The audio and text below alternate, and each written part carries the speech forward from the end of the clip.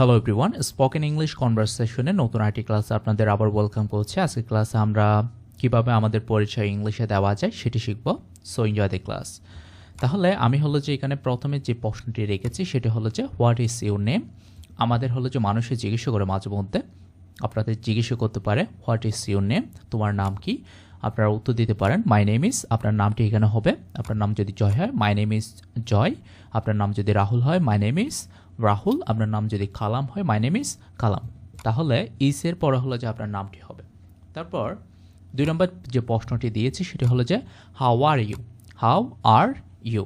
তাহলে এই প্রশ্নটি যদি আপনাকে করে থাকে সেক্ষেত্রে আপনি বলতে পারেন I am fine thank you, I am fine thank you. তারপর হাউ ওল্ড আর ইউ, যখন কেউ হলো যে বয়স সম্পর্কে জানতে চাই, কত বছর সেটা জানতে চাই, সেক্ষেত্রে আপনি বলতে পারেন, আপনি যদি 20 বছর হন I am 20 years old, I am 20 years old. আপনি যদি 23 বছর হন সেক্ষেত্রে বলতে পারেন আই এম 23 ইয়ার্স ওল্ড। তারপর what is your father's name, অনেকে হলো যে আপনাদের বাবা মায়ের নাম সম্পর্কে জানতে চাই বা বাবা মায়ের নাম কি সেটা জানতে চাই, সেক্ষেত্রে আপনারা বলতে পারেন আপনাদের বাবা মায়ের নাম যেটি আছে সেটি।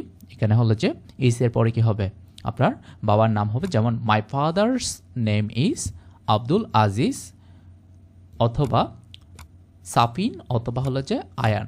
তাহলে এখানে হলো যে আপনার বাবার নামটি হবে।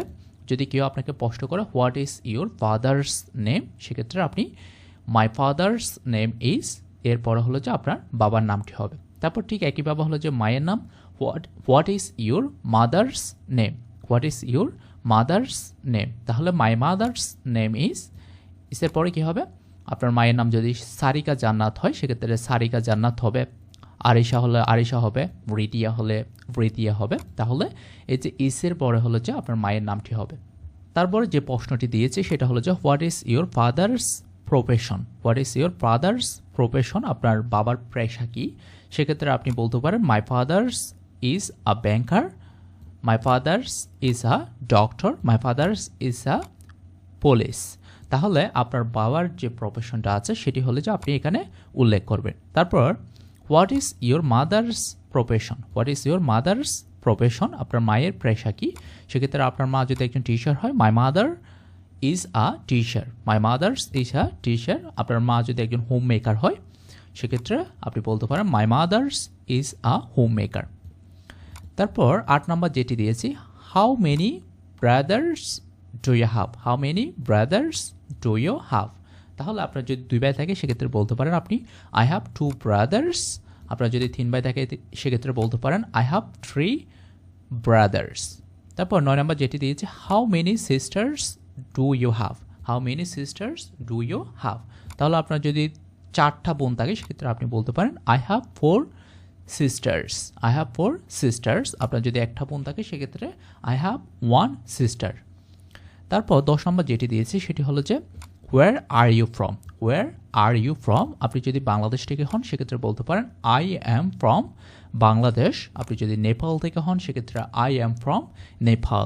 তাহলে এই যে ফ্রমের পরে হলো যে আপনি যে জায়গা থেকে সেই জায়গাটির নাম হবে।